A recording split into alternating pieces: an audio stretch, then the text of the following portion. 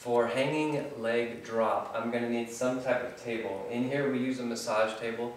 At home I use the kitchen counter because it's a good height and it's a solid surface. So find something at home that works for you that's high enough where your leg is not going to be touching the floor.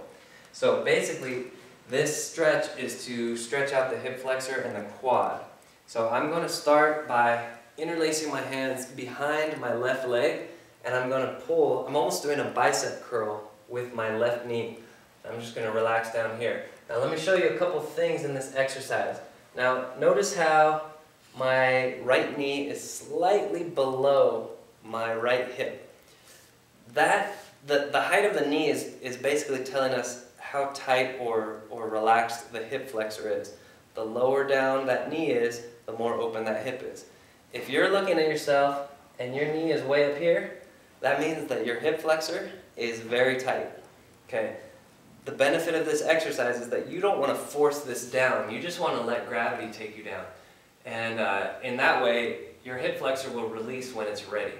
Now on the other hand, if your quad is tight, your body's going to tell us that because your leg is going to look like this. Your leg is going to be straighter. You're not going to be able to get that vertical lower leg.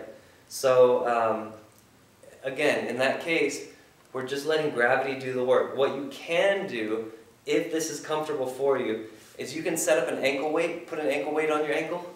And so if your quad is normally like this, your knee is normally like that, the ankle weight will pull you down this way. So that's an option as well.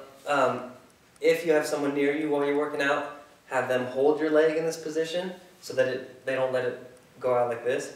So there's a bunch of options. Or, I mean, you can just hang out here and eventually your leg will start to bend. But basically that's what we're looking at here. After you do about a minute or two on that side, then go ahead and just switch to the other side.